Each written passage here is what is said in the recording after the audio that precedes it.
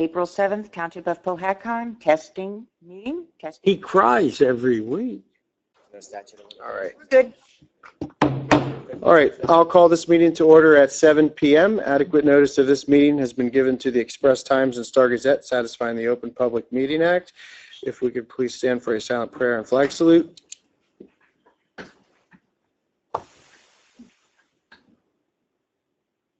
I pledge allegiance to the flag of the United States of America and to the republic for which it stands, one nation under God, indivisible, with liberty and justice for all.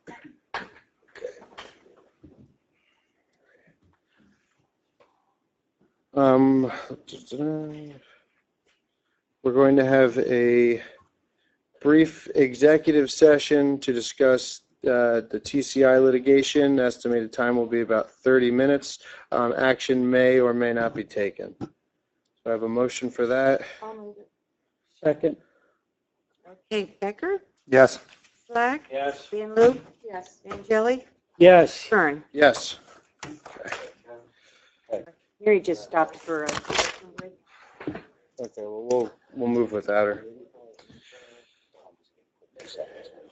Okay, what time are we returning? I'll make a motion to come back to regular session. Second. All in favor? Aye. Aye. Kevin? Just for the benefit of the public, again, we apologize, but we had our architect who's been helping us finish this building where it's supposed to be, and also giving us litigation assistance. And we had about 6 pages of detailed spreadsheets that he prepared that we had to get through. It took longer than we expected, and I apologize for that, but it is important. The long and the short of it is the council has given both myself and our architect guidance on potentially wrapping up the TCI litigation.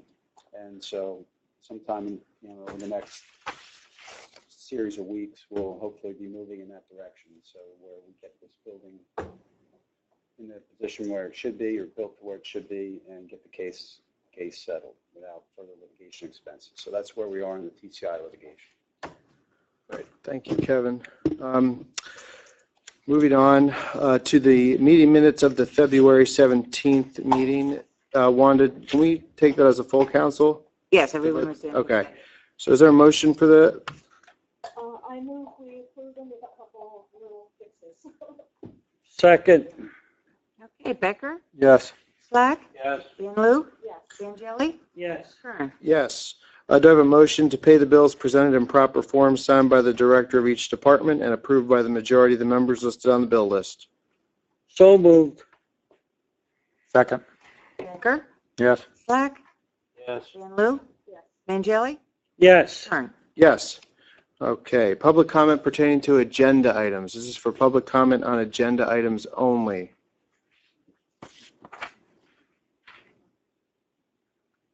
In My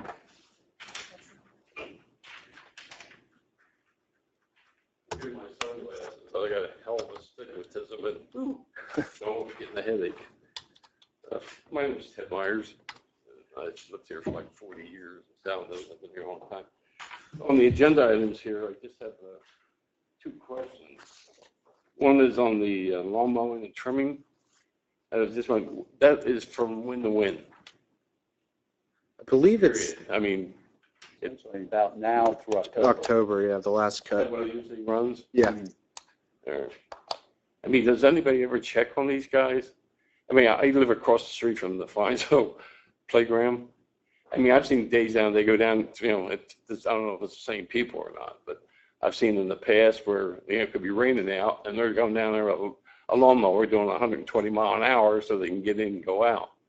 I mean, does anybody ever check to see if they're doing, you get to check on them? Yeah. Hope you check on a rainy day. Aye. Well, the second item in here that this annoys my wife immensely is when you have the spring cleaning, you seem to always have it on Mother's Day weekend. And I like to see that, perhaps you can find a better weekend to hold it than Mother's Day when some of us people have to take our wives out and don't have to, go and help somebody else that's in the township that doesn't have a pickup like I do. You try and help some people out because there's a lot of people that can't get there that easily. So with that having been said, I hope, in your thinking here that perhaps you would think about a weekend that's not Mother's Day weekend. That's all. Okay, thank you. Any other public comment on agenda items?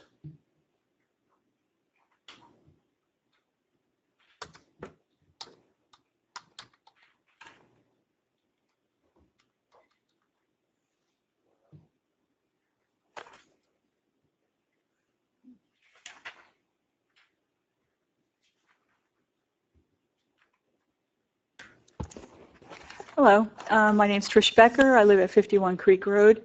I see under the motions that you've got some motion that has to do with the Still Valley Stone Arch Tunnel. And I just wanted to say that given the financial situation with our township, I'd like the council to, if possible, rethink what our work on the Still Valley Stone Arch wing walls is going to be. I go through there often, and I notice that, there's cement. There's some chunks of cement coming out of there. They're not pretty, but they're holding up. And because it's in an area of our township that, is pretty isolated, there's graffiti on the backside, going up towards Edge Road. And I just don't see the point of us spending money, even though this might be part of money that we've gotten as a grant, so that we have to spend some, and then we'll get this grant money to finish it. I wouldn't spend any money on it, quite frankly. And I would hope that you might rethink that, especially given the fact that it's in an isolated area of our township. There's a lot of dumping that goes on over there. Councilman Slack has mentioned that in the past. We've got tires sitting up there, bags of black garbage, and there's graffiti on the wing walls on the back side. So just FYI, since we're in such bad shape financially, something to think about. Thank you. Thank you. When we get to it. Is there any other public comment on agenda items?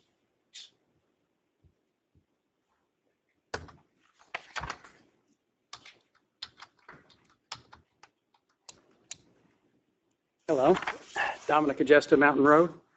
I just wanted to say that I'm glad to see a resolution on the agenda tonight to support legislation S2658 to limit the rates charged by school districts. I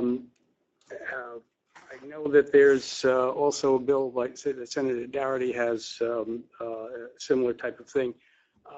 And you go to the school meetings and question some of these issues, and they throw up their hands and say, oh, well, this is state mandated. Well, the more people that are aware of what's going on and how much we're being charged and overcharged, then it may be something that will eventually get done. I would like to ask that the entire council vote to support this. Thank you. Thank you. Any other public comment on agenda items? All right, seeing none, we will move on to the attorney's report. As I said I would try to do this year, I actually gave you guys a detailed attorney report, and I tried to get it out pretty far in advance last week for you guys. So, but just hitting the issues very quickly for the benefit of the public. The PBA arbitration has been adjourned because a settlement proposal I saw was circulated, so we can discuss that briefly in the executive if we have time tonight, but for now it's been adjourned. It seems like we may have a basis for an agreement there. I did speak with their attorney today. DPW, Councilman Becker and Councilman Slack had a mediation, which I'm sure we'll be getting some data on in executive session, so I think hopefully we're making progress with the DPW contract. Volunteer background check is on the agenda tonight for second reading. The TCI litigation we talked about for an hour in executive, And again, I think we're moving towards a resolution there, hopefully. The other big thing for the benefit of the public, I think in this report, it's very important for this council as well, is the affordable housing issue. As I indicated last month, I believe, or last meeting, the Supreme Court has basically taken back the reins of affordable housing planning in every municipality in the state. COA, as an administrative agency, they can't abolish it because the legislators created it, but the Supreme Court basically gutted it and took all its jurisdiction away. So as a result, I'm recommending to the council, I think every municipality in the state will be doing it, but the Supreme Court set up a process. It's a very limited 30-day window between June 8 and July 8 of this year, where every township, including this one, as long as the council lets me do it, will file a declaratory judgment action with the court with a copy of whatever plan we have now, solely for the basis of getting under the court's jurisdiction so that a builder cannot sue us for a builder's remedy lawsuit. As we get closer to that, I'll ask the council for authority to do that. It's a short, simple, inexpensive application to the court. Once we file that, it will then give us basically a 5-month window where we can start planning and again go back to the court to have whatever we plan approved. So that's going to be important. It's going to be a lot of work being done for the benefit of the public. A lot of that work gets done at the land use board. They're responsible for the housing element and the fair share plan. So there'll be a lot of work going on down there as the year progresses as far as affordable housing. And we'll file the complaint to make sure you're protected so we don't have another EAI lawsuit. Beyond that, municipal court shared services. Let me just give you guys, it's been extremely frustrating trying to get the AOC to bless our shared services agreement with Greenwich. I don't think that has anything to do with this township or with the agreement itself. It seems that there may be some friction with the AOC in Greenwich, frankly, over some past practices or something. Their attorney and myself had to actually submit a legal memorandum to the acting assignment judge to try to bless our court personnel the way it's structured currently. The judge is supposedly going to schedule a telephone conference sometime in the next couple of weeks with us. Friday. And I guess it's this Friday. So hopefully we're on the cusp of getting that shared services agreement approved by the AOC, and then we can implement it and actually start effectuating some cost savings. So that's where that stands. I mean, we were supposed to be up and running in April, I think, originally. Obviously, that's not happening. But I am cautiously optimistic it'll get going hopefully sometime latter part of this year. There's some tax appeal issues that we have. I just gave a quick update. We basically have 2 tax appeals.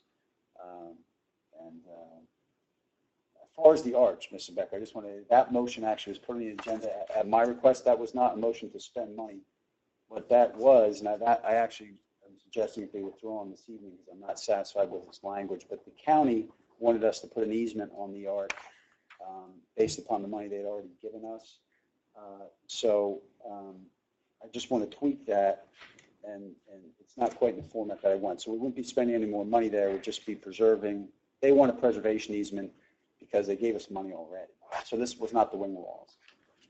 So I just wanted to let you know on that. And that was in my report, actually. So I just wanted to give you an update on that. That was it, Mayor. Good. Thank you, Kevin. All right, we'll move on to Township Council reports, and we'll begin with Frank. Okay. The Historic Commission didn't meet this month, so there's nothing new to report there. We've had lots of discussions on the budget, and we'll have public comment next meeting. So I'm not going to go there right now. I would like to thank Dr. Hernandez for sending an email about an article that appeared about a Gloucester approach to tax assessing. It's worth a look, I think. It's essentially a shared services in tax assessing where the whole county's done by the county does all the tax assessing for the county, all the municipalities in the county. I don't know. I think there's some pluses and minuses with it. I spoke to our tax assessor about it, and obviously he's got a point of view, being that he's a tax assessor. But some of the concerns he has is, I mean, we recently had the Pohat, Phillipsburg Mall appeal, and I think we got a pretty good deal through extensive negotiations, and I don't know whether the county would fight as hard for us, but maybe they would. I don't know. And you lose you lose local control, but at the same time, I mean, it'd be pretty nice to not have that expense and to have a more uniform approach to tax assessment.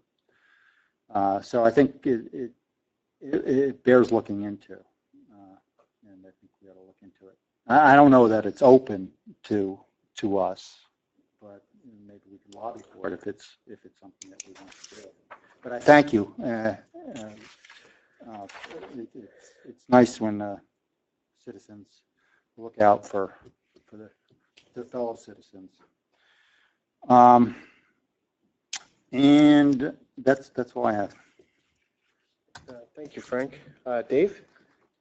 The environmental meeting, we didn't have a meeting since our last council meeting. We will meet, I believe it's next week. Same goes for the land use board. The land use meeting is the 14th. There's actually a lot of things on the agenda. And as Kevin said, Frank and I met with the union rep for our Department of Public Works with a state mediator. The mediator was on the state's tab. So we're going to sit down, kind of backstep a little bit with the union rep and our guys and try to work out their contract. We feel pretty confident we can make something go there. The report for the Department of Public Works from March 24th to April 7th. They cold patched potholes throughout the township. They put back street signs that were damaged from the snow plowing. They barricaded off sinkholes at multiple locations in the township: William Street, Wayne Street, Maple Ave, Huntington Fire Company parking lot. They barricaded off some soft spots on Middle Street. They serviced the Bomford mowers to get them ready for roadside mowing. They serviced the pickup trucks, asphalt roller, chipper, backhoe, wheel loader, infield groomer, and mason dump trucks. They chipped the Christmas trees that were dropped off here at the DPW, and along with, they opened up the brush dumping in the back. They groomed the infields at all the ball fields in the township. And that's all I have a report for the Public Works, Mayor. I don't think I really have anything else to add at this time.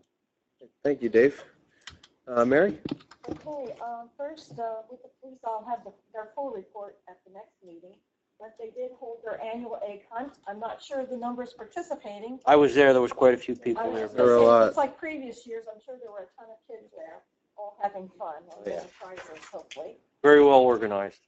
And it's always the windiest day. Always. Yeah. I think Always. that's the windiest spot in the town. Yeah.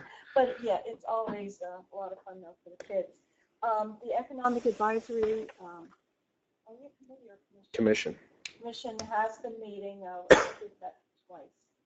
And right now, we're working on a mission statement, and we have a meeting coming up this coming Monday.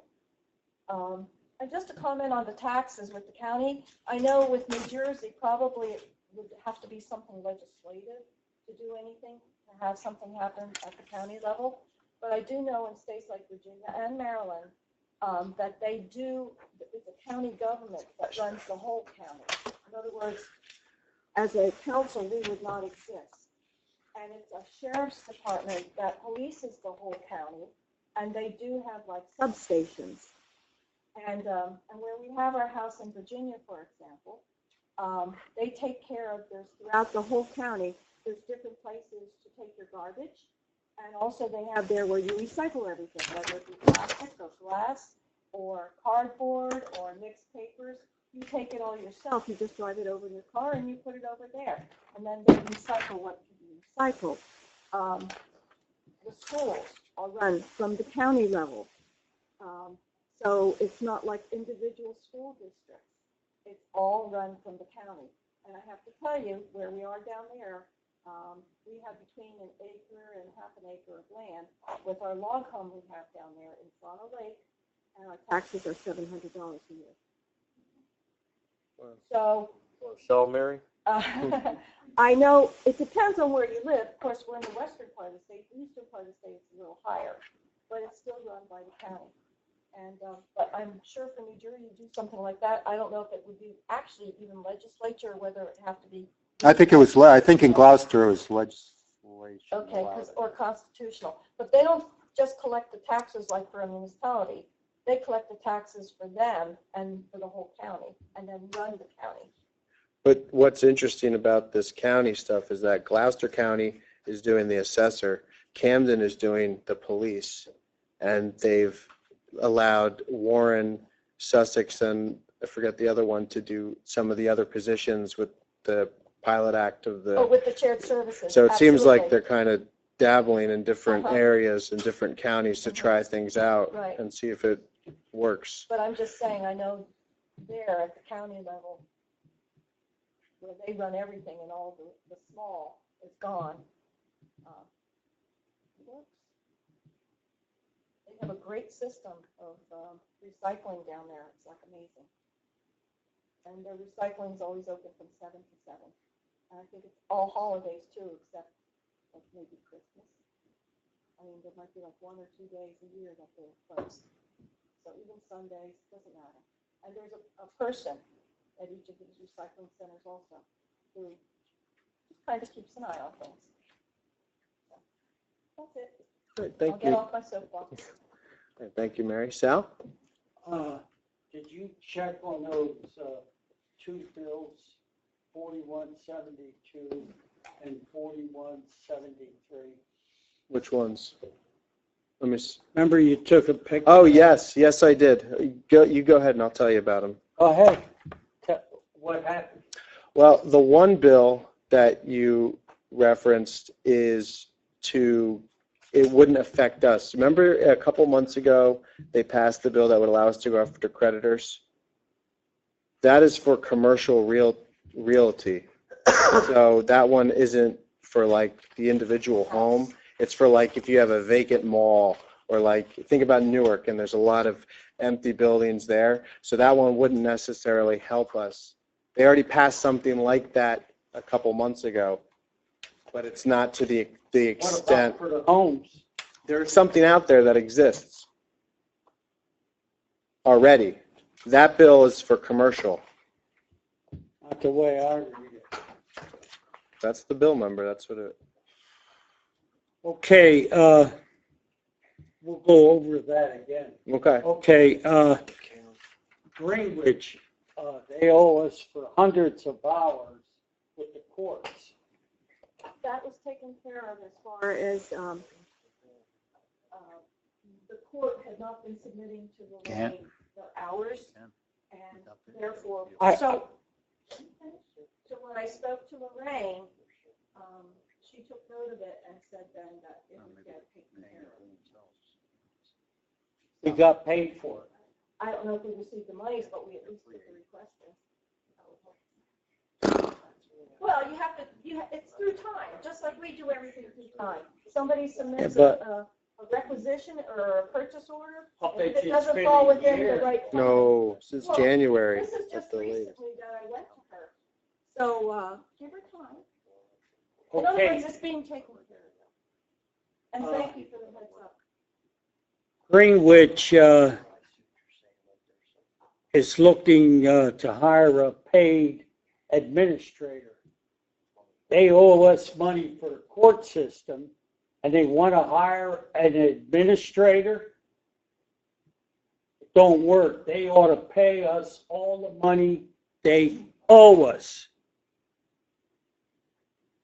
Just keep that in the back of your head. Okay, they're going to start on 5/19. And eventually, I hope they'll come down to 6/27.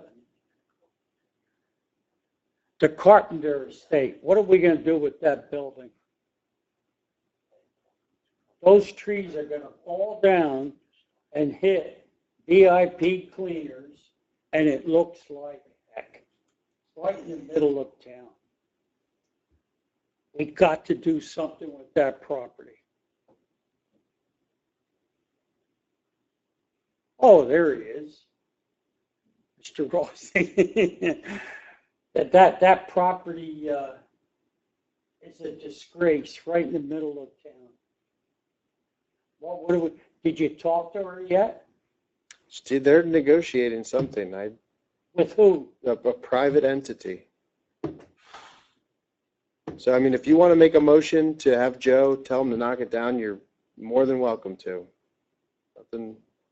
They should knock it down, not us. No, I'm not saying we would. Tell him to. I'll make the motion that we knock it down. Okay. Well, he wants to have Joe because destruction by neglect or whatever. But there's no second. Okay. Yeah. The Shimer School, Yes, why don't we sell it?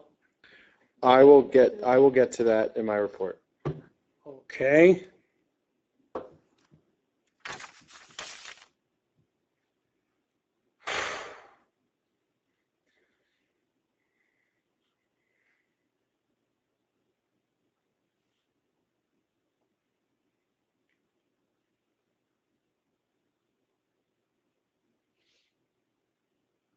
Okay, there's houses on 627, but Joe and I, we're working on that. We're bringing people to court. How many we have we're going to bring to court, Joe? 2 this week. They keep on changing the dates and so forth, and it gets you all messed up. You know what I mean? Okay, that's all I have right now. All right, well, the first thing, what I'll do, Sal, is to the Shimer School. Dave and I met with a realty company prior to the meeting tonight who had expressed interest in a way to market the property that would even be somewhat profitable to the township. I think, Dave, I didn't feel good about the property, but I didn't feel as bad as I mean, they seem to see some type of, There's still potential. yeah, they saw potential there. And there's some things that we need to do on our end as far as it's right now. I think the first floor is zoned for commercial. They would want to probably see us at least have the option to have it be all residential. I think that would maximize potential for development and for profit and for interest. So that's something we have to discuss, but We'd save a lot of money, yeah, Mayor. We'd save a lot of money. We don't have to cut the grass, pay the electric, pay the water, and all that good stuff. I think it dovetails nicely the discussion that the mayor and Dave are having with my discussion about the affordable housing issue and the need to do a new plan, because part of that plan is going to be implemented through zoning. So I think it's a great idea to take a look at the zoning on the school to provide for first floor residential and those types of things, because our goal ultimately there is to maximize the number of affordable housing units we're going to get at that property. So that makes perfect sense, and it will help us with our planning. So I think it'll dovetail nicely over the next several months to get that in place. Kevin, we had credits on Clymer Village for 16 units. Right. Yeah, there's I still that. feel we should be entitled to more than 16 because there's close to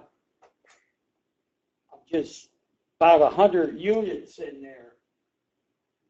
And we're only getting credit for 16. That's Pohat, Lopat, and Harmony. You think we could get that boosted up? I don't know. There was a detailed memo circulated by our planner, Susan Gruhl. It may be a situation, Sal, where that's all that we're allowed to take credit for. I suspect that's the case. Right now, that is the Right. case. But You might get lucky here. I don't know. And the reason why nobody knows is the Supreme Court has not laid out what methodology they want planners and townships to use when we do these new plans. So as we generate new data, I'm sure if we're allowed to use more units over there, that'll be something that'll be on the table. But I'm glad to see we're being proactive, at least about this new COLA thing and the dates and Yeah, times, we have. because that's what happened with the developer coming in and Right. Riverwalk, Yep. which cost us Yeah. thousands and thousands of dollars fighting them in court. Yeah, I wasn't here when that And all the started. different names that were attached to it throughout the years as it kept changing. But it was due to council's inactivity at that time. They said, you know, Right. we just won't do Yeah, anything, we're not- we'll ignore it, We're and not go gonna let away. that happen. And that didn't happen. All right. Next, Dave and I attended a Chamber of Commerce meeting last week. It was the or 2 weeks ago. It was the Lehigh Valley Chamber of Commerce, and it's really good to go to that Chamber of Commerce because Warren County is the only part of New Jersey that they represent, and the freeholder Smith and Sarnowski were there, and they discussed, you know, how booming the Lehigh Valley is and how there's all this growth and all this development. And then, you know, we get up there and we're able to talk about, Sarnowski, I think, did a 10-minute presentation on the impact of the Highlands Act and what it has done to the region in comparison to the Lehigh Valley. So it was, you know, it's very interesting when you see the business leaders react to that, because when they think about the Lehigh Valley, they think of growth and development, but then when they come over to Warren County, it's a very different picture.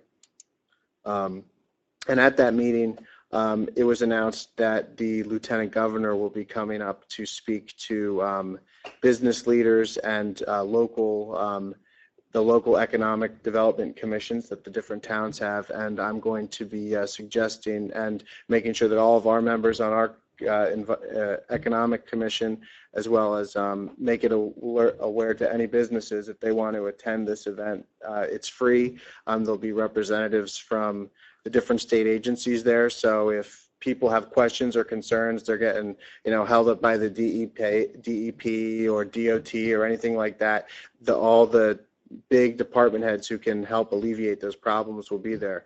And it's a good opportunity, and like I said, it's free. Do So we need to RSVP at all? I believe you do, but like I said, it's free, and I think they have a significant amount of capacity. But I'll have the link available to businesses Just going to say, for them. Next, about 2 weeks ago or a week and a half ago, Mary and I met with Alpha Borough. They had expressed interest in discussing the police shared contract again. So we're going to need some time in executive session tonight to discuss the details of that. But they are once again looking at the service that our police department provides. So we'll see where that takes us. Last night I did a ride along with the Phillipsburg Emergency Squad with Councilman Tersigny in Phillipsburg, and it was a very good experience. I've done the ride-alongs with the police department, but the EMS, it was a completely different experience to see what they provide our municipality as volunteers. We participated in a welfare check for one of the Pohat residents, which again is a free service that they provide to the township. There was just unfortunately a gentleman in our township who was in his home for, I think it was 3 days, who no one knew about, and this is something that they could have been involved with for free. And it's, they knock on the door, the person lets them in, and they make sure they're okay, and that's it. And it's free to the residents. So it's an excellent service that they provide. And that they work well with our police department and the state police and all these different agencies. So it was definitely a unique experience that definitely glad I did, because unless you're in the back of an ambulance, something happens to you, why else would you be doing that? So it was very good. The one other thing that is a continuing issue that I think this council is aware of, and it's been probably emphasized in our budget discussion, is the amount of call volume that some of the commercial properties that are created in our township that are causing our police to work for. And, you know, we did the security ordinance, which I think it's too early to decide whether or not that worked. I think we'll probably see a bigger impact as it gets warmer and there's more people outside. But one thing that I was able to discover was a municipality in South Jersey. I think it was Deptford. I'm not sure which town it was, but they introduced an ordinance that capped the amount of calls at a certain amount that an individual entity can make a month. And then after they go over that number, the municipality starts to charge that business or individual an amount of money to pay for the services rendered.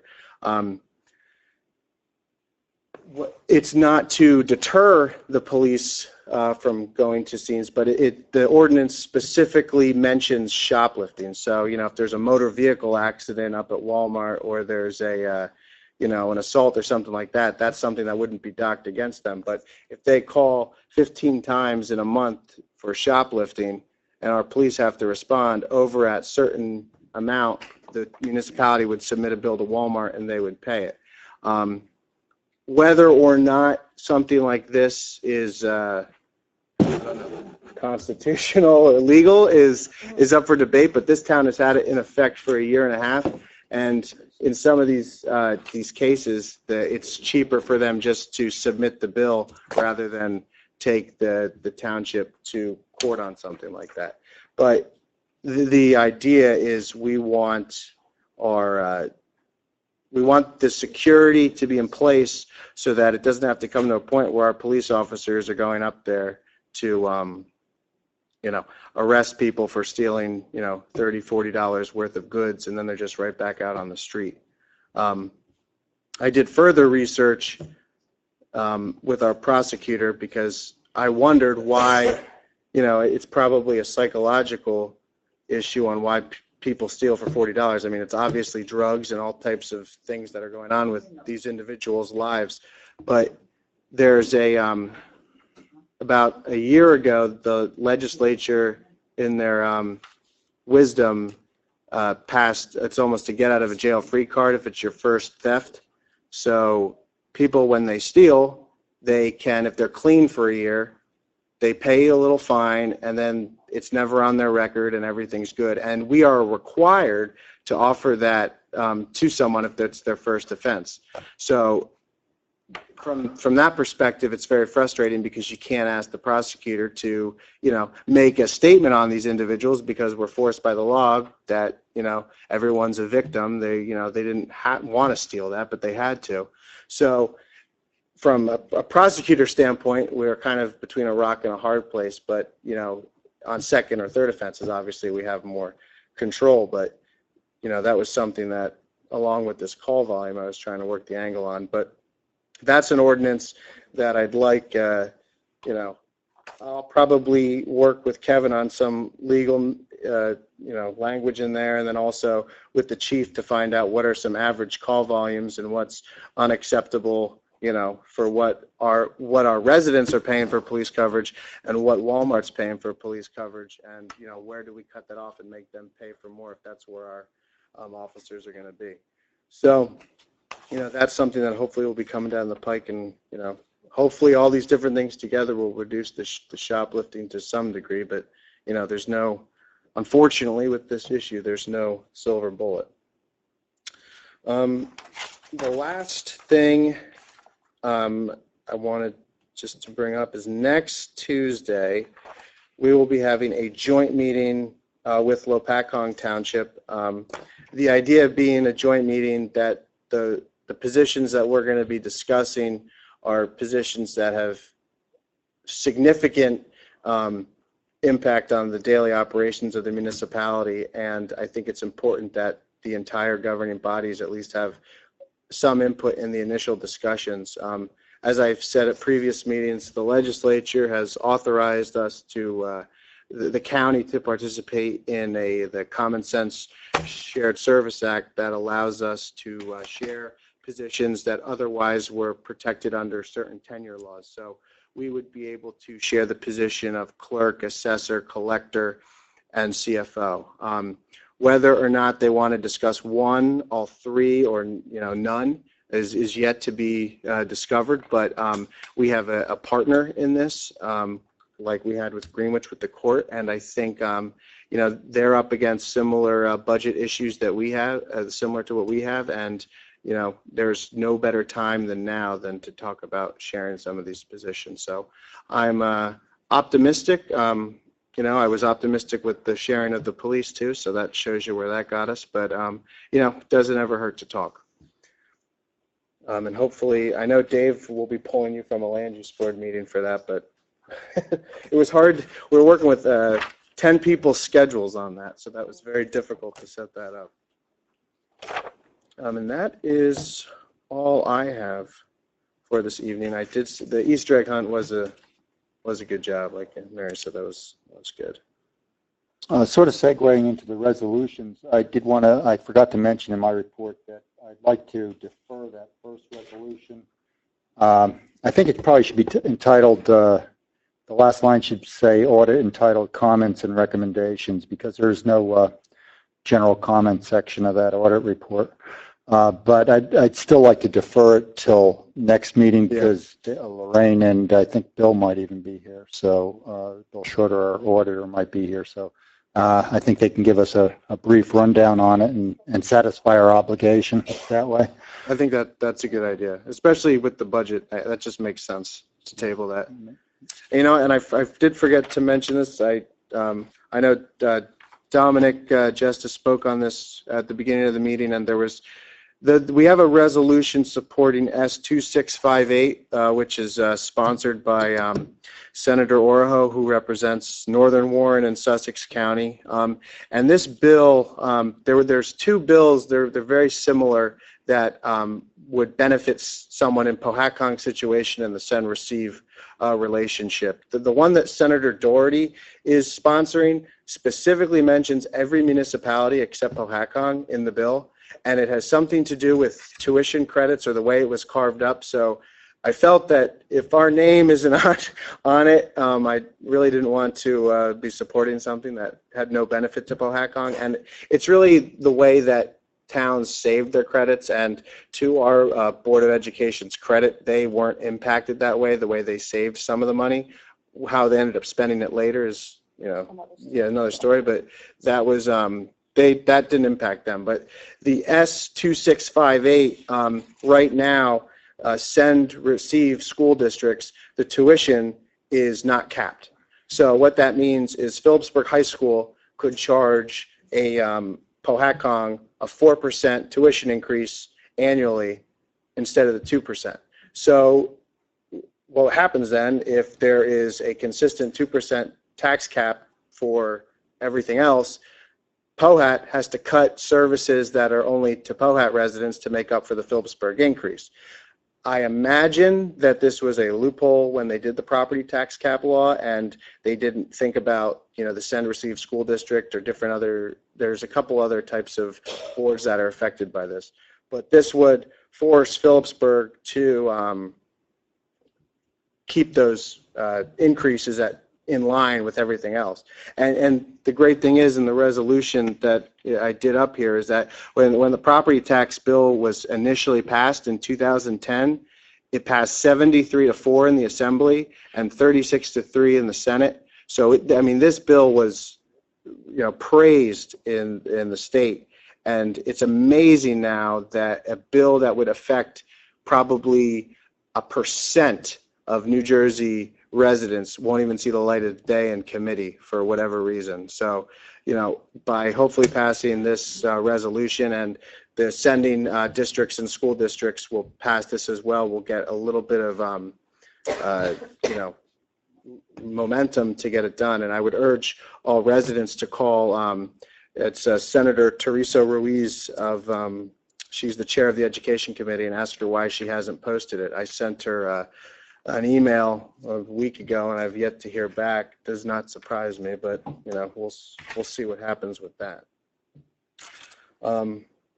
With that being said, do I have a motion to take do we want to take these? Do you want to make a motion to table the first? Yeah, one? okay, I'll move to table that. That's okay. All right, if you want to move to table, I'll second. Okay. Becker? Yes. Black? Yes. Van Loo? Yes. Vangelli? Yes. Yes. Okay, do we want to take these other two We'll separate take them together. together? I move unless somebody specifically really wants to separate them, I move that we just approve the two resolutions that are left. I second it. Okay, Becker? Yes. Slack? Yes. Van Loo? Yes. Vangelli? Yes. Kern? Yes.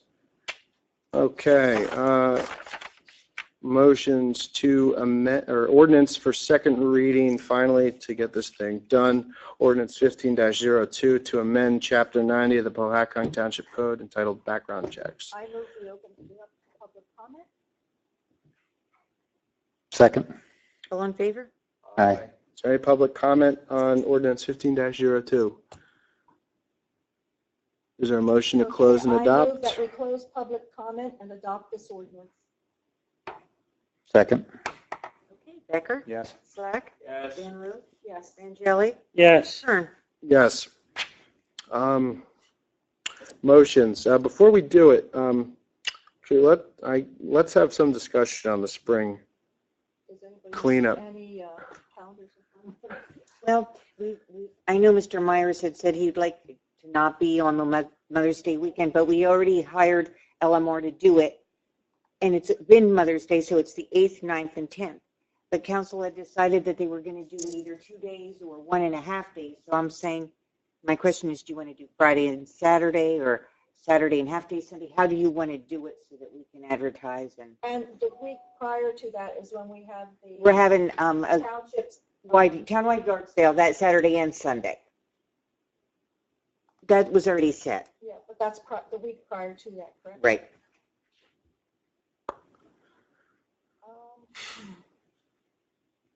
So if we do Friday and Saturday, could we avoid Mother's We'd avoid Day? Mother's Day, yeah. I would just make sure that you make a point of getting that out to the public because of what they are accustomed to. Well, we're going to do it half. People expect it, we're shortening it, so people expect all 3 days, so. That's what I'm saying. Yeah. Yeah, let's do Friday, Saturday. 8 to 2, Friday and Saturday? No. I think you want to do later on Friday. Yeah, because people work. Yeah. Well, the DPW guys said they only have the clap guys till 2. Isn't that right, Chief? Usually till 2. Well, what are the clap guys doing? They assist in the cleanup. No, I mean outside of 2 o'clock. Oh. Oh, they do? Yeah, Yeah, I know, that's what I'm trying. They're taking overtime out there. The guard probably is, right, Chief? The guard. Is it appropriate I could ask a question here? A public comment. Go ahead, Ted. I don't understand why we've already made a commitment with somebody. Couldn't we ask them if they could change their commitment date? No, but Make it easier. the people that we use to help with the cleanup at the site Right. are in the clap program. Oh, with the. Therefore, Yeah. they are, specific time required, and that's all. They actually do a good job. I was here. No, they were Last helpful year, last year.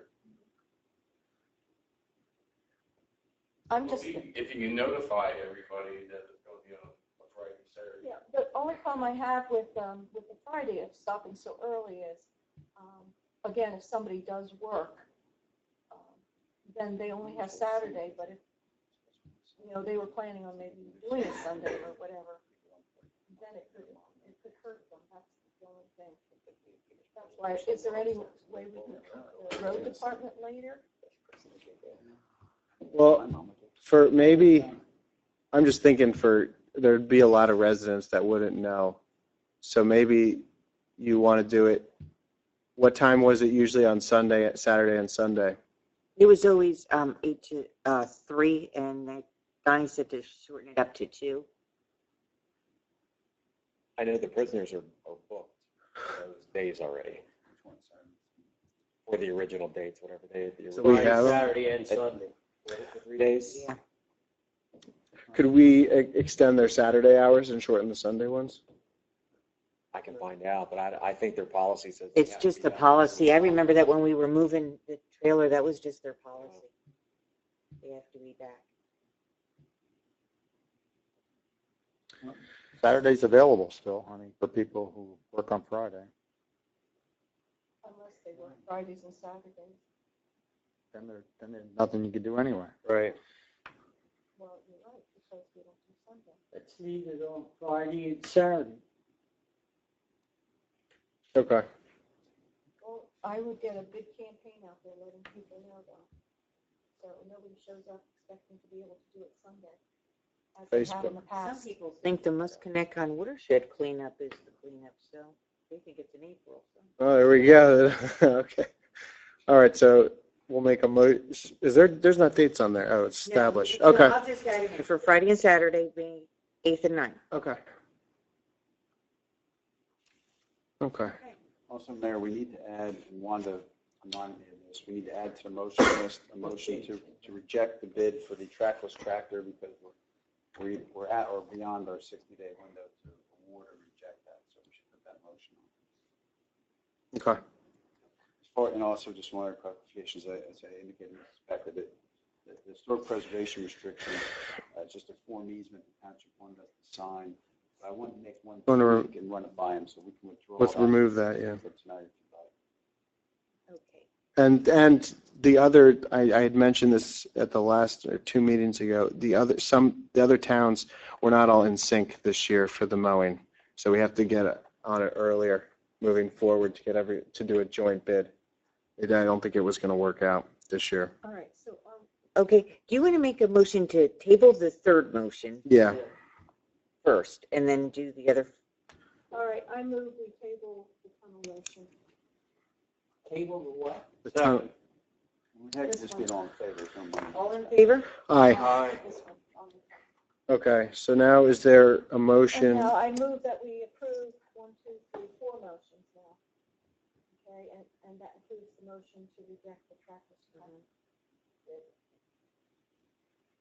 Sorry, I couldn't hear you. I move, oh, that's better. I move that we move the 4 motions, no, 1, 2, yeah, 4 motions that are listed, including the one we added, which was to reject the trackless tractor bid. Second? Okay. Becker? Aye, yes. Black? Yes. Van Loo? Yes. Van Gelly? Yes. Kern? Yes. Okay. Those are motions. General public comment. Is there any general public comment for this evening? You? You didn't have to do that. We're going to be here for like a Come on, I said a half hour. Okay. Mayor, may I approach the bench and hand out you some pictures, please? By all means. Okay. Take one and pass them down. Please. What are we looking at, Joe? a barn. I was approached by one of the residents about a structure on River Road that is about ready to be fallen down. And as you can see at the bottom there, that's the road. So the first thing I did is I went to the neighbors, I knocked on the door, and I said, "Hi, I'm Mayor Kern. Do you know who owns this?" I tried to find out who owned it. The next thing I did is I finally found out who owned it, and the person who owns this is deceased. And his wife lives in Florida, so what I did is I sent her a notice of violation saying that you got to clean this up, do something. Heard nothing. Gave her a deadline. I sent her a penalty, gave her a choice to appeal this penalty, gave her a deadline, and I doubt very much I will hear anything at all. I mean, if I send a summons to the court, I doubt very much that will get her into the court. So then I went to our unfit buildings, chapter 100, and it says here, well, the council can say if it's a life safety issue, it's going to be ready to fall on the road, we can take it down, pretty much give them a lien on the house. I'm looking at this, and I say you're going to have to, it's on the road, you're going to have to get traffic guys, you're going to have to get a truck, you're going to have to get one of these machines that grab it, put it down. Don't tell Wally, don't know the name of it. Put it down, get that. You might even have to put a retaining wall there. You're looking at like maybe $15,000. I said, we'll never get this money back, ever. I mean, so I'm reading this over. I says, you know what? Why don't we just tax these people who have an unfit building, make a resolution, change the ordinance so they tax them $500 a month, okay, until we get the money to take this down. Joe, is there a residence involved with this barn? Yeah. There is that Frank Leary. Owns it. He passed away. His wife is in Florida. Oh, that way. Yes. So we can't, the way it is now, we go after them for the money after we pay out of pocket. After we pay out of pocket. I'm saying, why should You'll never get the Is money. this the one that burned, or was it the house that burned? There was a fire. No, this is not the one that burned. It's not the one. Correct. We'll never get the money. Not in our lifetimes anyway. Maybe you young guys in lifetimes. So that's what I'm saying. The point there is why should the taxpayer, I get to go through this every single town. Why should the taxpayers dish out the money? Hopefully, maybe somebody will come by, buy it, and get it. Why don't we just make an ordinance that I have 8 houses on a list that should be torn down or uninhabitable, and the barn, or whatever you call this thing here. So I'm saying, why can't we do it? Why can't we make an ordinance? So we just charge you $500 a month. Now they're going to start getting the bill. They're going to say, hey, why is my tax so high there? Well, you have a place that needs to be taken down. You're not addressing it. I don't think we can do a tax, but we could, Kevin, what would you do? I mean, you could fine them. You could threaten them with, I mean, that's the same thing as a tax. I mean, if they're paying their taxes, they would pay if. Just looking at the picture, to be honest with you, I really don't see an issue from an aesthetic standpoint. I was just talking to Dave. I mean, it's actually kind of a pretty old barn. I mean, it's kind of quaint, in my opinion. The graffiti. Some graffiti there, but I'm saying it's not, first of all, I don't think Joe has unsafe structure jurisdiction. I think we'd have to actually use a construction official, right, Joe? So you don't have unsafe structure jurisdiction because that requires the construction official, I believe, not property. I suppose the construction official goes out there and says it's an unsafe structure. Well, Then what? Well, Has to be torn down. well, no, it's No, not that simple. I mean, it's a whole notice procedure. We went through that, but I mean, I agree with your fundamental assessment, and I say this unfortunately to Sal many times. Many times it's not worth the township's expenditure funds. Your suggestions are nice, but we don't have any taxing authority. We have no ability to assess daily penalties. I mean, all that stuff is purely statutory. So we either take action, assess it on a tax bill, and then maybe proceed to a tax foreclosure. We could theoretically do that. But again, you're talking about a situation with tight budgets and putting money. There's no way to get around putting money out of pocket to address the situation. So We have to find a way. Is the house well, there's no way. You have to find a way. You can't. That's unacceptable. Is the house occupied? I don't mean to Let me know. be rude, but that's your opinion, Mr. Yes, sir. That's why. Well, I mean, if you have 2 people that agree on everything, Yeah. one of them isn't needed. You work in a lot of townships. Yes, sir. You find some municipal attorney that's got more creative than me. There's that. So that's why I'm coming here. Why don't we be the front? I said, why don't we be the front runners? The answer is because I think we all probably have the same answer. There is a procedure, but the procedure isn't perfect in terms of the municipal budget because you end up having to advance the cost because we can't certify. We have to advance the cost to certify the cost to put the tax lien in place. The way you get it back, and we have done this before in this township with very egregious things. My recollection is that Sal would remember the gentleman that had all the newspapers and stuff stacked on his porch and everything down in Finesville years ago. It's still there. Well, and we did it once. We did 10 tractor loads. So I hear your frustration, but on this thing, I don't see the ability. Okay. to really do I'm anything sorry, about Joe, it. did you find them already? Yeah.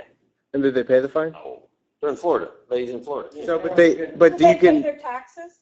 Yeah. but did you find them again? And doesn't a bench warrant go out for their arrest then or That's something? what I'm saying.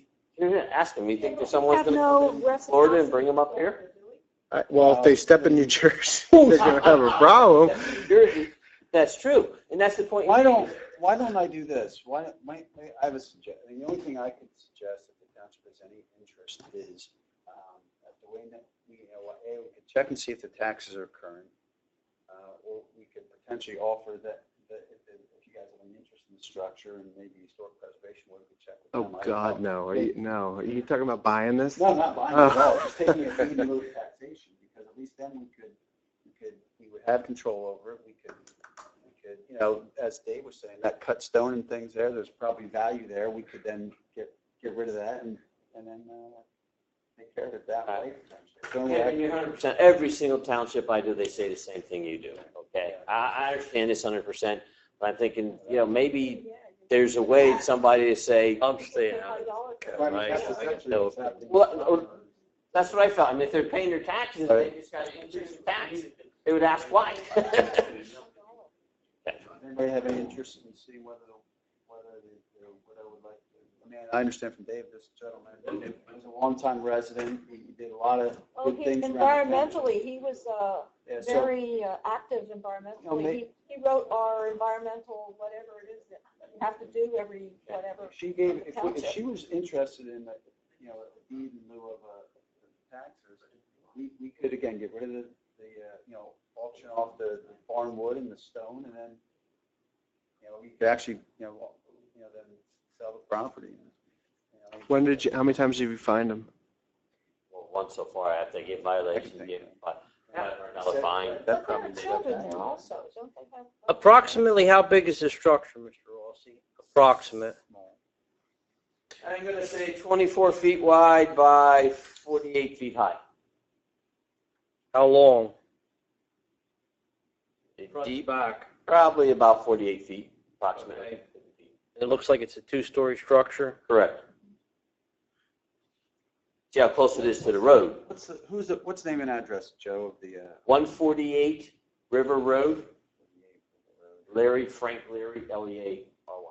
Who's the woman in Florida? Mrs. Leary's in Florida. Ms. Widow? Sheila, Sheila. Sheila. You have an address down there? Yeah. Oh, here, just use it. Kevin? I just want to say, I don't think it's a smart policy for us to start purchasing buildings because they're dilapidated I just don't think that's dangerous. The issue is when you can deal with someone, when you have a person you can deal with, you can talk to them, person in courtroom, that's something. But what do you do when you don't have anybody? Like 535 James Street. This building's been there how many years? I can't find the people. The other thing is, like I said, I'm going to get with Wanda and see if we can finally get the people, the creditors that own it, start going after them. Bounty hunter, go down to Florida, Joe.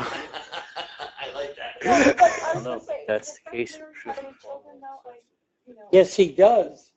So are they local? I have no idea where they are. I know he lived with his daughter, I thought, in Lopakon for a while. I don't Before he think they're passed local away. anymore, no. They're not local. I mean, we have a park named for him here. But it should have the land.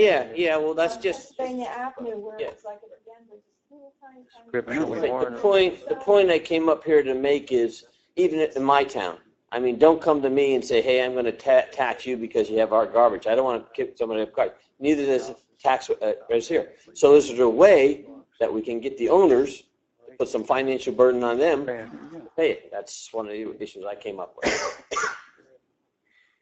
Well, thank you for your time. I appreciate it very much. Okay. Joe, thank you. Thank you, So Joe. when's our first court date? Thursday. Thursday. Be there. All right, is there any other public comment? Be there, be square. Yes. Oh, there's the road. I know it's not long.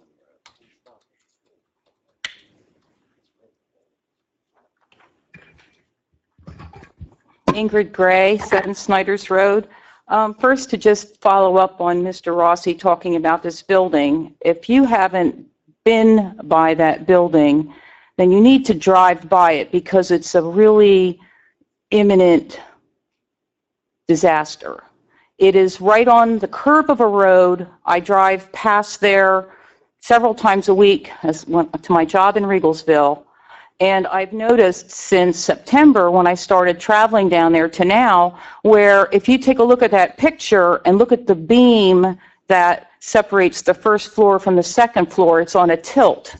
And the door now of the front of that, the front of that building is tilting as well. There are people that ride their bikes, jog, I drive, and if you're not going to deal with the owners immediately, what are you going to do for the potential for disaster of that thing falling on people? So how can that be shored up so that people don't get hurt or, cars don't get hit by this building falling down? Seriously, you need to take a look at it, because while it may look like in the quaint historic structure, it's ready to fall down. Okay, secondly, when you had a meeting back in the fall on a Saturday for people that couldn't attend, or I don't remember, it was last year, I brought up my concern about the flooding on Snyder's Road, 635. Mary, I think you managed that meeting? Saturday? Yes, it was a Saturday meeting. And I brought forth at that time to you, who were in charge of it, my concerns about the flooding on that road, because it's been forever since I've lived there, and it's a county road, and I wondered what the township would do about it, and I was expecting my concerns would be passed on. And every time we get heavy rain, the county comes and puts their barrels at the top where Overly Road is and at the bottom where it intersects with River Road, and it says road flooded. And this has been going on for the 11 years I've lived down there.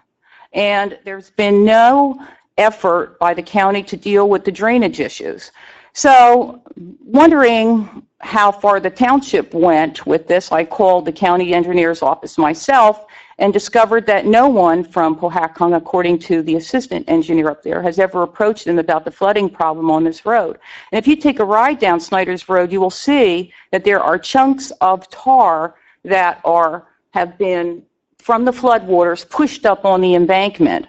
There's insufficient drainage on the westbound side. They start with like there's going to be drainage, and then there's nothing there to carry it, and what happens is it floods that road down there and it becomes impassable.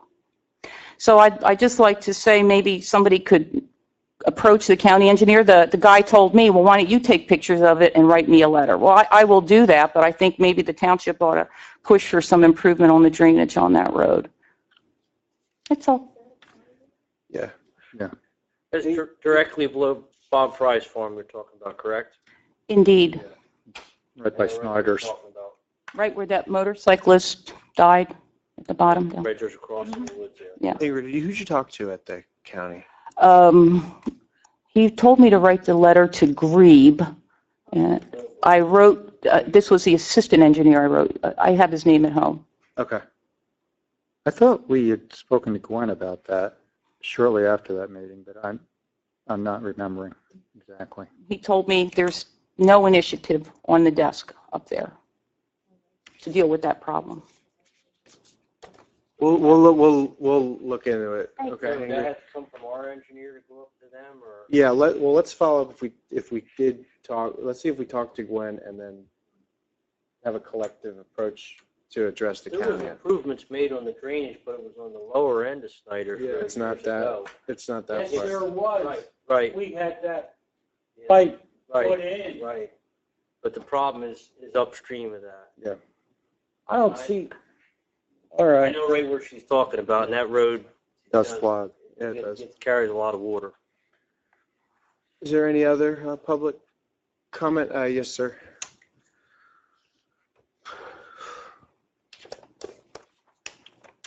Enrique Hernandez, 301 River Road. Let me congratulate the mayor and council for all of the attempts to achieve some type of shared services on different activities and shared positions. And I think the reason I sent that email about the tax assessor was in that very vein. It is important to recognize that we have local rule, unlike Virginia. And unfortunately, local rule, although highly desirable, and the advantage of having people come here and talk directly to our mayor and our council members as often as we want, really, is an expensive luxury. And so if we move in the direction of county rule, it's a trade-off, and that's something that we have to recognize. I just wanted to add, with respect to the county tax assessor, another article that came out about Lopatcong Township having to hire a special tax assessor because of a perceived conflict between their township assessor and a council member and whether they were being assessed properly or not. So it does create a certain layer of distance between our local politicians and the tax assessor. And then a minor thing, but it's a pet peeve of mine, and that is the handicap parking here in the municipal building. The parking is designed in an L shape so that handicapped individuals can pull in headfirst into the parking area, and then in order to leave, they back out into the L part of the lot that is parallel to Municipal Drive. And that remains unmarked and unlabeled. So today, as we're walking in, there is a car correctly parked in the handicap area with their handicap sticker, but there's someone parked in the other portion. So it defeats the purpose of having handicap space. That means that that person, when they're pulling out, they're going to have to back out into Municipal Drive. And that's not the way it should be. So I would insist that that be labeled. I've noticed, people parking in that area where they really shouldn't be. I don't know if we need to put a sign saying no parking, Be better to paint it on. or paint the lines. Paint it, yeah. Something. Thank you. Good point. Thank you. Any other public comment? Yes, sir. And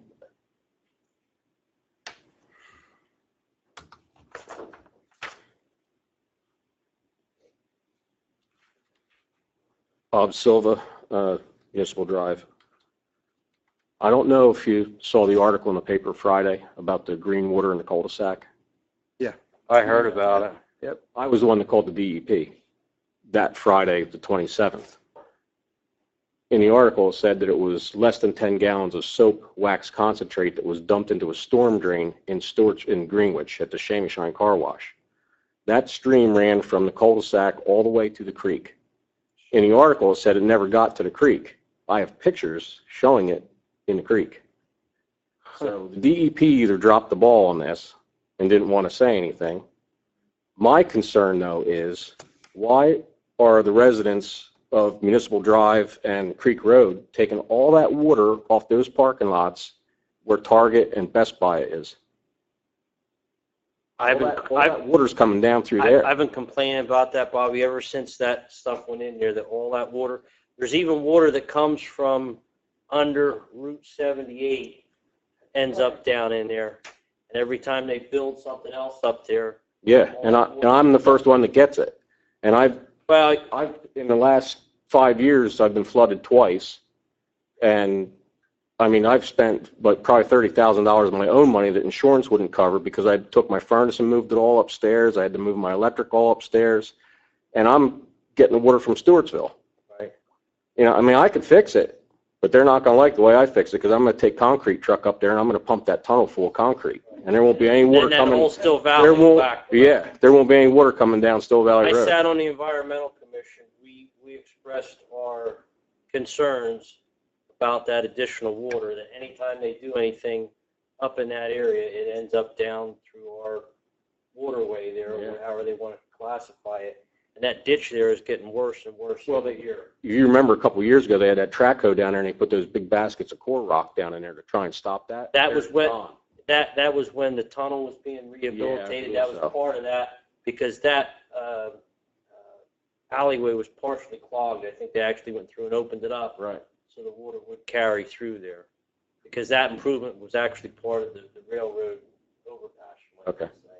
Well, Yeah, I mean, I was just going to say, what I think we need to do is get a copy of this current DEP report. I have You have the case DEP? number and everything. Okay, if you can, His name, phone number, I have it all. And I have 2 pictures that I took when you go up Still Valley Road.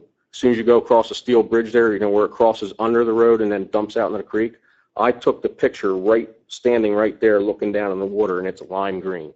And that ran from 3:45 in the afternoon is when I first noticed it and called, until 7 o'clock that night when my son was coming home from the gym down Still Valley Road. It was still running green.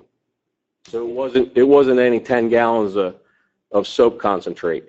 It wasn't St. Patrick's Day either. No. Well, that was the first thing he asked me, the guy from the DEP. Did anybody actually come out and do an assessment, Bobby? Nobody. They said this guy Mike from DEP told me that they had a guy, they were on scene, they turned it into Warren County. and they were it was a release of soap at a car wash in Stewartsville. So the only place there's a car wash in Stewartsville is right there. No, that was it. Yeah. But I have a case number and then the phone number of the guy that called me back. And then he said, well, where exactly is it? And I gave him exact directions between County Route 636 and Interstate 78 that parallels Still Valley Road.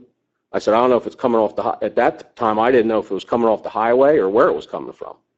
But then he said, well, maybe it's dye that somebody was doing a septic, check. I said, not that much water. That was running 5 feet wide and 1.5 feet deep that day. So it was thousands and thousands of gallons of water running down through there. So STEMI lost a lot of money with soap. I understand it wasn't even, Well, the thing is, I work for Hunterdon County. All those storm basins are supposed to be marked that they enter into a waterway, a trout-producing stream. Right. But the thing that really got me upset was the fact that they put in the newspaper that did not enter the Pahacon Creek because it is a trout-producing stream. It was right in the article. And they can't control the newspaper. No, but Well, the point is DEP's statement. The DEP said. DEP, this woman from the Karen Shiggins or whatever her name was, put in the paper that it never reached. That's why I asked if they actually sent somebody out to do an assessment. Well, if you get us those documents, I have them with me. excellent. Okay, we'll take those documents and then we'll follow up on it, tomorrow and find out what's going on and try to. It's not right that all these residents are down in these low areas. And no one knows. All that water up there. Absolutely. 20 years ago it wasn't so bad. You didn't have that was all farm fields. Now it's Pavement. It's impervious soil is what they call that. When did they build across the highway? Is it 15 years? No, it's not that long ago. It's probably I 10. just know that there's always been a problem with water coming down ever since. Well, as soon as they did 78, and they changed that whole way 22 went up through there. When they put the drainage in the median, they put all that perforated pipe in there, and they carried all that water from exit or mile marker 2 back this way, and then the rest of it went the other way. There's another spot over there towards Carpentersville where there's issues with water coming off of 78 that they've had problems with. So that's it. Thank you. Before we break, we'll get the stuff from. Thank you. Oh, on the subject Thank you. that he was talking about, that ditch along the Still Valley Road, I have said it numerous times, it's getting deeper and deeper, and it's coming from Target and that their mall. It's washing our road away. I brought it up at these meetings many a time. And I was told that less water is coming from Greenwich than more. It's full of hot air, but If that was the case, like Bobby said, we could pump that culvert full of concrete and see where it backs up. Yeah, where it goes. Is there any other public comment?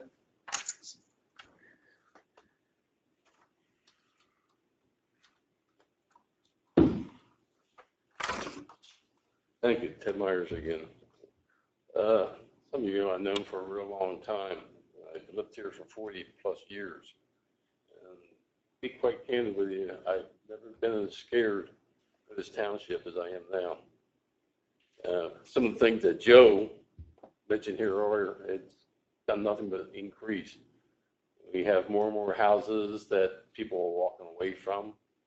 People aren't taken care of, and this all makes property values not go up. And you got a couple right down by you. I could say something, but I won't. Because we're all in the same wavelength. Point being is all it's doing is making property values go down more. But what really gets me going, looking at the budget here, and I realize we're stuck in a quagmire. I think at this point in time, increasing property taxes on the population. By the way, approximately 25% of the population here live on fixed incomes. So you get a lot of those people down there in your neck of the woods that live in those small houses and stuff, okay? and their properties are going down in value because of others around them that are abandoned or whatever, and their property taxes go up. They can't afford to stay here anymore. And it's going to force these people to have to sell. No other option. I can't afford to, I own my house, but I can't stay here anymore. Taxes are killing me. And hearing more and more of it, I mean, I'm looking around and all I see is everybody saying the same thing. I can't afford to stay here anymore.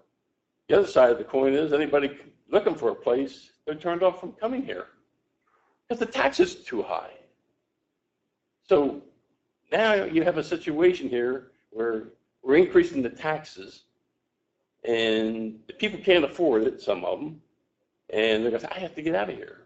But then they have to go to sell the houses and they can't get what they think they should get for the houses. Now the only option they have is to cut price.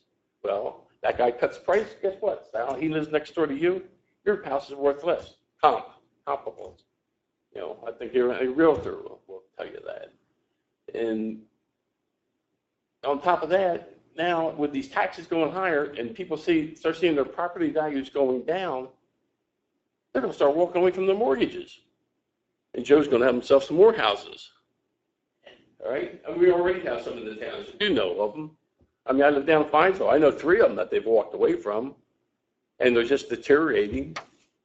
And, you know, it puts you in a situation like we just walked to. Joe was talking about this place down on River Road. I mean, you say, well, what do I do? All right? And a lot of these people have walked away from them. The banks, they're not taking care of it. In those instances, I think, you know, the township should be fining them extremely, you know, some hefty amounts, which I think you probably could do under ordinance, whatever the case may be. But we're in a tough situation now. I mean, our population has, I mean, I've been here 40 years. Over that 40 years, how much population's grown? 0. Well, it's negative 10%. We know that. Well, but meanwhile, okay, we all know that, all right? But I had to say it for the record. But at the end of the day, our expenses keep going up. Our budgets keep going up. And with that, and the number of employees we have go up. I have to live within my means. Other people have to live within their means. The township is at a position, a point now, where we have to live within our means and do whatever we have to do. We can't keep saying we have to increase the taxes because that is going to create another Camden here. And that's where you're heading. Because when people have to cut their prices to get out of the house and nobody wants to move into this place, guess what's going to happen? Then the mortgage people that are upside down, they walk away. You think you've got a problem now? You haven't seen nothing yet. And it's going to hit us right between the eyeballs, myself included. So I think before we ratify the budget that you have, and I realize it's a difficult situation to be in, I know for a fact that most residents around here, they don't get the Easton Express. I don't get it, all right? And the older people, a lot of myself, don't have the internet. They're not looking on it. They don't really know what's going on. But when they get that tax bill, they're going to know. And I think before you ratify it, I think it's a situation where we should have an open meeting. We should send a letter to all the taxpayers in this township saying what our problem is and where we are. Give them all a chance to be here. Let everybody know what's going on, because now they don't. Give them that opportunity to come in here and discuss it. Go over it point by point and say, what options do you think we should do? Because those are the ones, this township works for the people. And we need to get the people to know what's going on, what we have to do, or what our options are. But not to have them, when they don't know what's going on, when they get that tax bill, they sure as hell know what's going on. And I think before we find ourselves in a turmoil where we become another Camden, and believe me, that is in the cards. Sure as God made little green apples. I mean, relative to what Joe was saying here down there. I mean, I wouldn't even want to put out on the thing, maybe it should be knocked down. Send a letter to the people and tell them, okay, if you don't take care of it, we'll knock it down. And put a tax lien against the property for the expenses that was incurred. I don't know whether that's in, council would put that on the table or not. Yes, we might have to blow out some money up front. But the other side of the coin is we tell them you owe us the money for knocking it down. And when they don't pay the taxes anymore because it's not there, then you have a tax, you take over the property and resell it if somebody is willing to come in here and pay for it. But you can't let this place disintegrate, because right now, that's where we're going, and we're going there fast. So what I'd like to see done here, I'd like to see this township committee approve sending a letter to all the taxpayers here, have an open meeting before you ratify this budget to discuss where we are so everybody knows it, as opposed to finding out when you get a tax bill. So I'd like to see this committee tonight vote on and approve sending out a letter before we go to ratifying this. Because otherwise, I wouldn't want to be up there where you are saying, God, I didn't think about this 2 years ago. And how many we have now, Joe? 35? 40? The number's just going to go up. And his job's going to become even worse.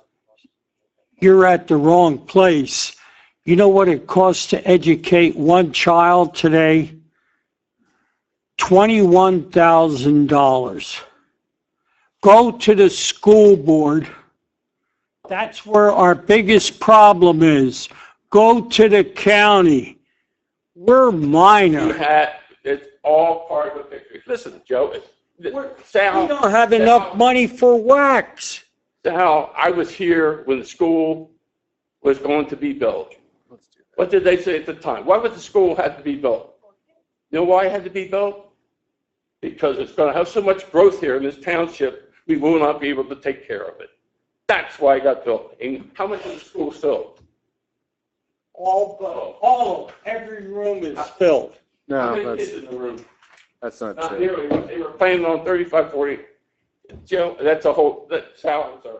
That's a whole other story, okay? I'm saying Sal. right now, this budget, we need to sit down and let the taxpayers know where we are. Yeah. In failure for us to do that, we'll be singing a swan song. That's all I have to say. Thank you. Give it deep consideration. Thank you. Thank you.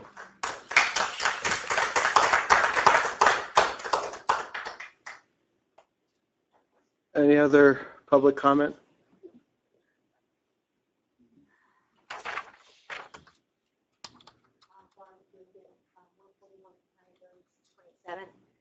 I would just like to make mention that if you're going to go to the engineer's office, to the county, maybe you could put a little word in for those of us who live in Finesville, in the village, who get flooded a good 2 to 4 times every spring and summer and fall. Our houses are full of mud and water from the basements from Mountain Road. But of course, we're on County Route 627, so we're county. I have, and we have all in the village gone to the engineer's office and begged and asked for help. And of course, we're just ignored. I know that Mountain Road was fixed some time ago, poorly and incorrectly. Therefore, the water comes from the farmers' fields who do nothing about the way they farm and take care of their land. That water spills directly from their fields, from both sides, down Mountain Road, and brings all the dirt and debris into the middle of the road where the church is. The water then turns, because it becomes a dam. The water turns and then fills up going south on 627 and fills our basements and our homes. We are at a standstill with the county. They did engineer a plan and spent the last 2 years surveying and spending a lot of time and energy, only to come back and tell us this year that, or in the fall when I called and asked them when they were going to start the project, and they said, oh, we're sorry, but there's no money. We can't help you. I spoke to them in the fall, and that was as far as we got. So if you go to the county to help with the situation, that was earlier spoken about, maybe you could bring that subject up also. You're talking about these homes, that house on the corner, the water in July came through, went through that house. It crushed the doors open. It's full of mud and mold. And of course, that's bank owned. That's next door to me. Across the street from me is another bank owned property that has now, both of them have been vacant between 4 and 5 years. Within a mile of my house, there are 7 bank owned falling down properties, which has a great, huge effect on all of our property values, as Ted was talking about. And it's not just within a mile of my house, but I can count just 12, just thinking about the ones in Powhatan that are affecting all of our homes' values, which is not a good thing. And that comes back also to the taxes and where we sit with what's happening here. I'm in real estate. I've been in real estate for 20 years. I've lived here. I've been in real estate for almost 25 years. I've been here for 18 years.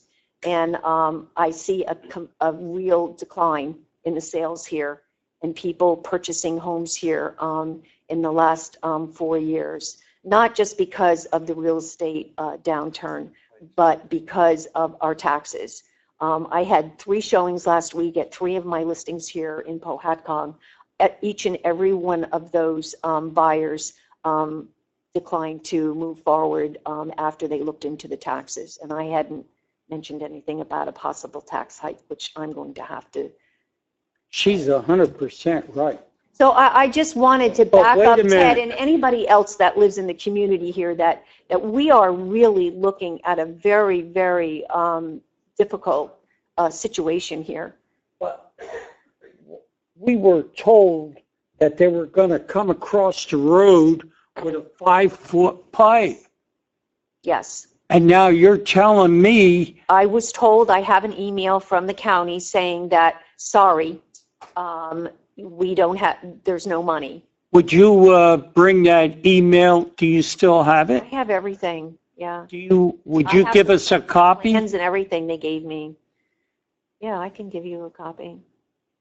The water does come down, but I was told that it was going to be repaired. No, they told me that they didn't have the money and that they were going to go to NJDOT and see what they could go there, and I haven't heard from anyone since. Jim, can I? And so now we are really worried now because this is the season. This is when we all get flooded. Now, last year, the last time it flooded, it even caused an accident. We had a car that thought they could go through the water, and when they hit the water actually turned the car around and flew it off to the side. This is the first time that we've had an accident caused by that flooding. They came down, they closed off the road, and we sit there with all mud, it's just, this has been going on for years, and we have fought and asked and begged. We have videos of that water coming down, which, let me tell you something. If you saw what that looked like and it was your house, not only that, but now our foundations are showing, my house is in the house across the street. Our foundations are starting to show, from that water constantly coming down there and hitting us, 3-4 times a year. All my stones out in my front porch is all starting to lean.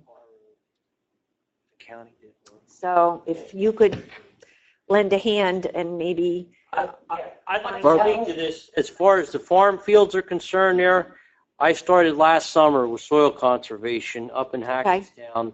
And I was just up there about 3 weeks ago, and I said to them, what's going on with the water runoff that these conservation plans aren't being adhered to on a permanent? They told us they can't make them. Let me finish. Both those farms up there that are not in compliance are permanently preserved farms. According to their preservation deed or deed of restriction, they need to keep and maintain a conservation plan on those farms, which is not being done. Okay, so the only way that they're going to get enforced, somebody's got to get after them, which I did. Why doesn't the county engineer know that?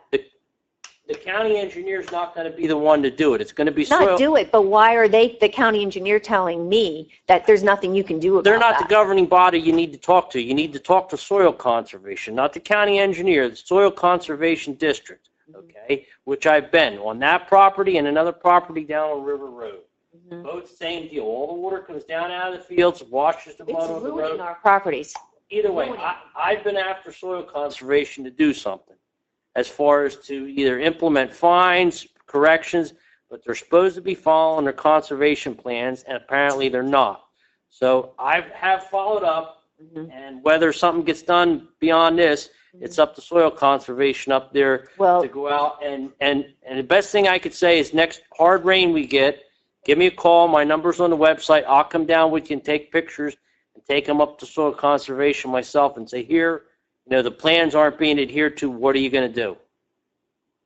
They did issue a violation letter not too long ago. Maybe in the fall, somewhere in the last 6 months to one of the property owners. Right. So there's a couple property owners that are involved. Yeah. And as I said, They rent them out. I've been trying to get them to do something because I know right where you're talking about. I used to farm some of those fields up in there as a kid. Those fields behind me that are up on the hill, that water could be drained into the old quarry.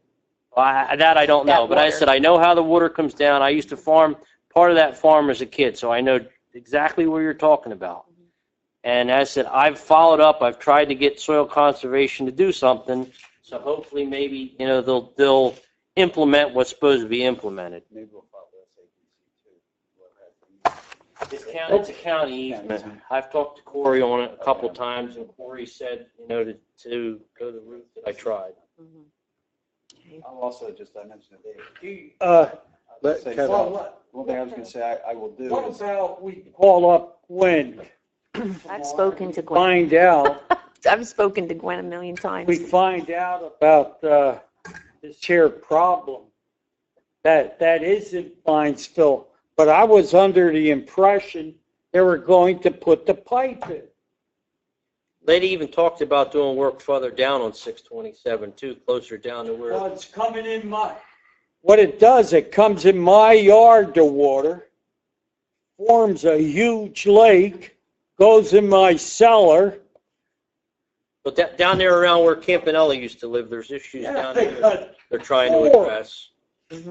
Yeah, they went so far as to come to the historic commission meetings and out detailing what they were going to do. And Right, and if the county doesn't have any money, what?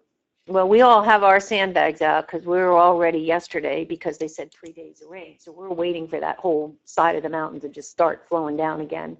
It's nerve-wracking. Although they did say that, even though it would be 3 days of rain, it really isn't going to be as much rain as you would think.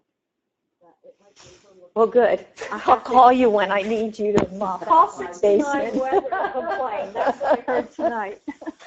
Can you forward me the email too that you got from the county? You don't have to print it out, just forward it to me just so I can see the track on that, and we'll try to put some pressure on for that project. Yeah, but like they said, they don't have the money, and period. Yeah, but they have, it's what they're prioritizing, and if they spent all this money. they could spend it on Foch. Right. I mean, they spent all the money. I mean, I saw the plans. I mean, because they had to go through my property. Oh, I saw everything. I saw the plans. Half the They work's spent, done. yeah, the work was done. And then they said they had to they had to go back to the drawing board.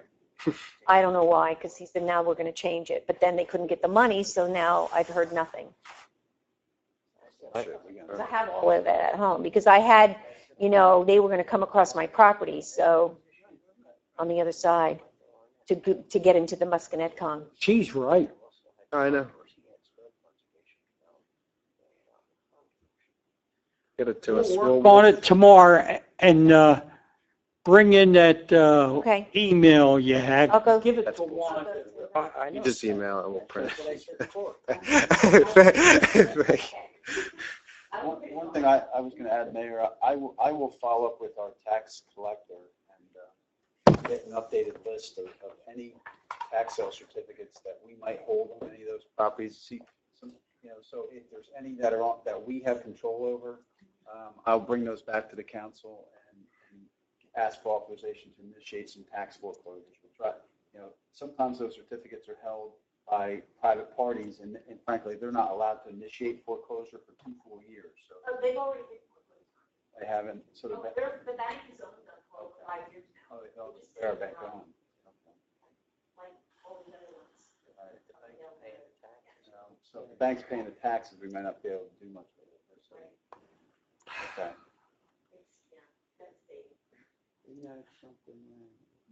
Thank you. Any other public comment? I thought it was all solved.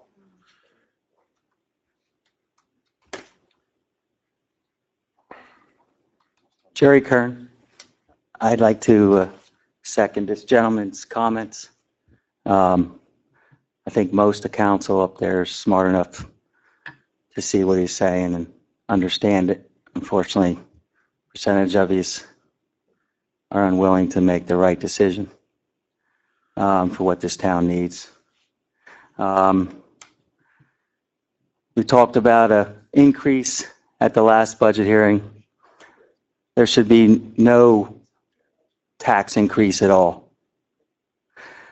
The fact that you're even willing to make any tax increase is bothersome. But yet you're willing to not only make the tax increase, you're willing to spread that debt on only a few of the residents by attacking the sewer residents. That's unconscionable. To even think that way, you're willing to spend the money, but you're not willing to spread out the debt to every resident in this town. How can you even think that way? I heard kick the can down the road. I heard I'm willing to pay more. Are those all comments that you hear when you're not willing to share that debt that you're going to increase on the residents? Was it coincidence that the 3 people that voted for that budget don't pay a sewer bill? I hope you think a little harder about what you're doing here. It's bad enough you're raising taxes that we can't afford, but you can't even spend or spread the debt evenly amongst taxpayers here. I hope you all rethink this. Thank you. Thank you. Is there any other public comment?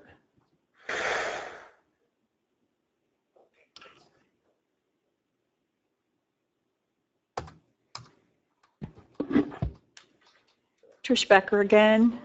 We heard a lot of comments tonight about flooding and in the different areas of township, and I think that's a shame, and I hope it gets addressed once and for all. We have my observation about living here is that we talk a good game, but there's not a lot of follow-up sometimes, and I hope there's follow-up to these people's problems. But in addition to hearing about the flooding, we heard a lot of people, some people, there aren't a lot of people who come to these meetings. We heard really heartfelt comments about the tax increases. And I also noticed that when people are doing public comment, which takes a bit of courage to get up here and say what's on your mind for a lot of people, I think it's really rude that we have these side conversations going on among the people who are sitting at the dais. I'm sick of that. I see that every single meeting lately. If somebody's talking to you folks, I think you have, you were elected by the people. You have an obligation to listen to what they say. Seriously. And I know that you don't meet so much outside of these meetings. So, you want to catch up on things or, mention something to the guy sitting next to you. But when you're doing that, you're not listening to the people who are addressing you. And I'm not talking about me. I'm talking about people who came before me. It's rude. I also sat here and heard you say that we've had the spring cleanup, Mother's Day weekend. God knows why it's Mother's Day weekend. For so many years, and you're going to have to get the word out about that because people have this expectation about when that cleanup is going to be. Well, you know what? people in the residents of this township have an expectation about how you folks are going to put together a budget that taxes them. Okay? They have an expectation. In the past, since I've been coming to these meetings and Jim Kern's been mayor, we've had, no increase, or we've had a 2% increase. Okay? I heard about this cap on the increases at 2%, but we've got this bank, so now we can go into that bank and it could be more than a 2% increase, which these people who don't get that trashy paper and they don't use the internet, these residents who are elderly in our township aren't going to know about this. So if we feel concerned enough to send a letter out about the darn spring cleanup, I think we should also send a letter, maybe combine those letters, to every single resident, homeowner, taxpayer in this township about what we're looking at as far as the budget, with the numbers, and a cover sheet which kind of gives the bullet points about where we are and where you folks have introduced this budget that has, XYZ PQ in it.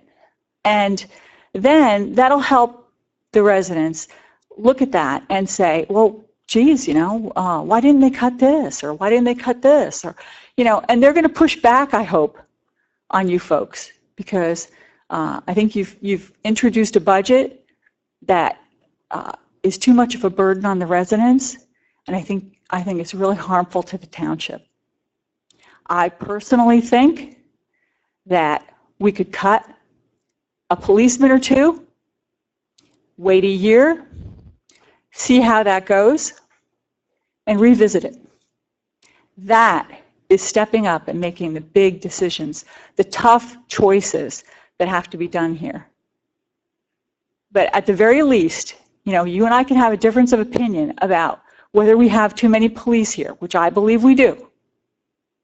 And I don't want to have a police force that services Walmart predominantly for shoplifters, that we don't even, they just slap their hand and they just walk away, okay? We can have a disagreement about that, but at the very least, could we get a commitment from our council tonight, not just blank stares, about sending a letter out to the residents about our budget? Because it's not the same old budget that we've had in the past. This is a different circumstance, and unless we communicate that to these people, they're not going to understand it. I mean, we've had more people come here because the word got out about roadside mowing going to stop. They don't know it. They don't get it. I'm sure they're not aware of it. So, if you believe in transparency, I think you should do that. Thanks. Thank you. Is there any other public comment? Seeing none, we need about a half hour in executive session for contractual. Action may or may not, action will not be taken.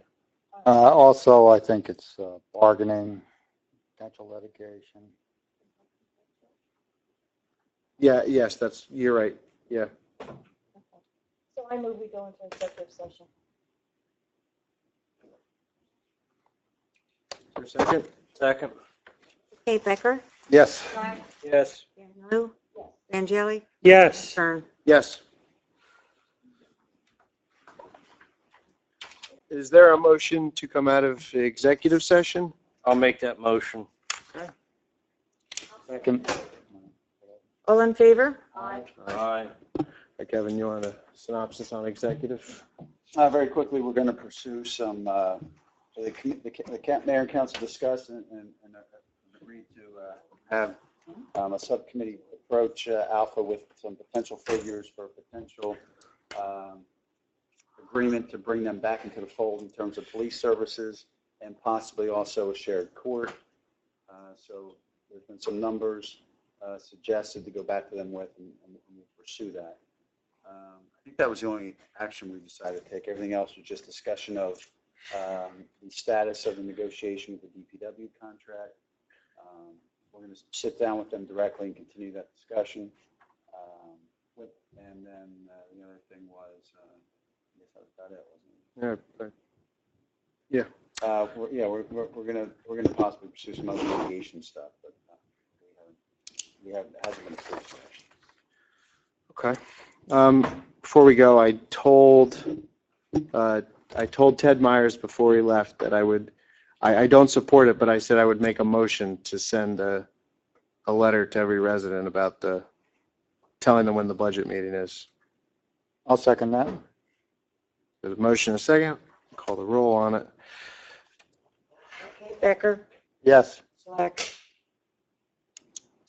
Yes. Angeli. I'm sorry, Van Loo. No.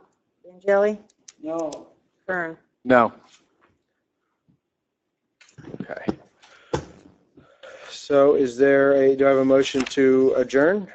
I move we adjourn. Second. All in favor? Aye. One left. One left. I'm going to. Don't you have to limit how many you eat? You're supposed to. Calcium. Yeah, but no, there's something else in there. Especially with rollings. They were like pulled off the shelves a couple years ago. No, that was